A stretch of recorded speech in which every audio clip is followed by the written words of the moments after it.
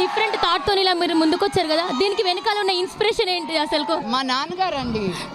ఆయన చేసిన దానిలో నేను 1% చేయగలిగితే నేను చాలా సాధించినట్టు. ఆయన ఈ రోజుకి ఇన్ని సంవత్సరాల తర్వాత విద్యానికేతన్ లాంటి సంస్థ పెట్టుకొని 25% ఫ్రీ ఎడ్యుకేషన్ ఇవ్వడం అనేది. ఆల్రెడీ మీకు చాలా విద్యా సంస్థలు ఉన్నాయి, అందులో ఆల్రెడీ ఫ్రీ ఎడ్యుకేషన్ అనేటువంటి ప్రొవైడ్ చేస్తూనే ఉన్నారు.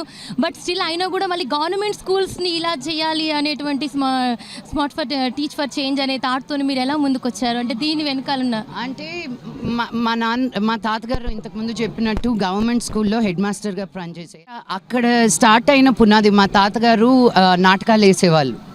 సో మా నాన్నకి అది చూసినప్పుడు ఆయనకి ఇంట్రెస్ట్ వచ్చిందేమో యాక్టింగ్ అని.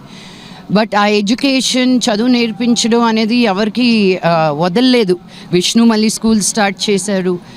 బట్ మనం ఎక్కడో ఎవరినో నెగ్లెక్ట్ చేస్తున్నాం అనుకున్నప్పుడు నాకు గవర్నమెంట్ స్కూల్ పిల్లలే, ఈ పసిపిల్లల్నే మనం కరెక్ట్గా కాన్సన్ట్రేట్ చేస్తే వీళ్ళు మన దేశాన్ని చాలా ముందుకు తీసుకెళ్తారు అన్న ఒక నమ్మకం నాది.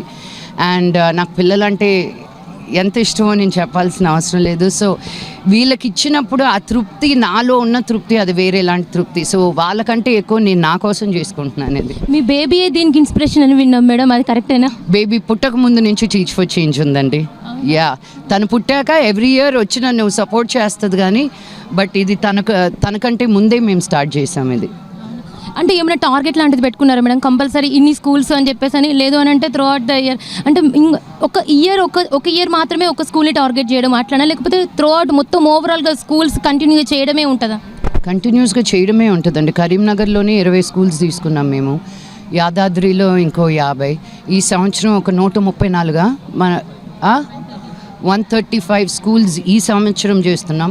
మీరు ఎన్ని డబ్బులు ఇస్తే అన్ని డబ్బులు తీసుకొచ్చి ఇక్కడే పెడుతున్నాం. సో అందరు అన్నారు కదా డబ్బులు అనేది ఇస్తారు కానీ అది కరెక్ట్గా యూజ్ అవుతుందా, ఆ డబ్బులు అందాల్సిన చోట అందుతుందా అనేది అందరూ భయపడతారు. అందుకే టీచ్ ఫర్ చేంజ్ ముందుంటూ making sure the work is done properly అన్నమాట. ఫౌండర్స్గా పర్టికులర్గా ఈ వీళ్ళని తీసుకోవాలని చెప్పేసాను కానీ ఇంతమంది ఉన్నారు మాకు ఫౌండర్స్ అని చెప్పేసి ఏమన్నా అలా అంటూ ఏమీ లేదండి. ఈరోజు నేను కరీంనగర్కి రావడం కూడా అన్ని 20 స్కూల్స్లోనూ మా పనులు అయిపోయినాయి. నేను రావాల్సిన అవసరం అసలు లేదు. కానీ నేను ఎందుకు వస్తానంటే ఇది మీ ద్వారా ఇంకో ఇక్కడి నుంచి వెళ్ళిపోయిన వాళ్ళు చూసి ఓహో ఇలా కూడా చెయ్యొచ్చా, మన గవర్నమెంట్ స్కూల్కి మనం వెళ్ళి ఏదైనా చేయగలుగుతాము అన్న ఒక స్ఫూర్తిని ఇస్తాను అన్న ఒక నమ్మకం. ఇంతకుముందు మేము వెళ్ళినప్పుడు అదే జరిగింది. వేరే కంట్రీస్లో ఉన్న వాళ్ళు కూడా మన కలెక్టరేట్కి డబ్బులు పంపించడం అండ్ వాళ్ళకి తగినంత వాళ్ళ గవర్నమెంట్ స్కూల్కి చేయడం జరిగింది. సో అలా కానీ ఇంకా ఇన్స్పైర్ అయ్యి నేనే కాదు, come as many people come and do what you can do. That's the ultimate intention అనమాట.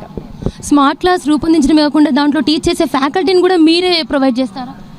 గవర్నమెంట్ టీచర్స్ని మేము ట్రైనింగ్ ఇస్తామని, ఇంకొకరిని ఎందుకు తీసుకురావడం, మన దగ్గరే గవర్నమెంట్ స్కూల్లో టీచర్స్ పనిచేయడం అనేది డబ్బు కోసం చేయరు. వాళ్ళు ఇంకా వేరే లాంటి ప్రేమ వాళ్ళకి పిల్లల మీద. సో వాళ్ళకి కానీ మనం ఎక్విప్ చేస్తే వాళ్ళు ఇన్వెస్ట్ చేసినంత మేము బయట వాళ్ళని ఎంత డబ్బులు తెచ్చి పెట్టినా వాళ్ళు అంత ఇంట్రెస్టెడ్గా ఉండరు. So we train the government school teachers it self. Thank you. So ఇది కరీంనగర్ సిటీలో ఉన్నటువంటి కోతిరాంపూర్లో ఉన్నటువంటి ప్రభుత్వ పాఠశాలలకి మంచులక్ష్మి మేడం వచ్చేసి స్మార్ట్ సిటీ క్లాస్ని ఓపెనింగ్ చేశారు. సో తన మనోభావాలని తన మాటల్లోనే మనం ఇప్పుడు విన్నాము. కెమెరామెన్ గంగరాజుతో రాధిక.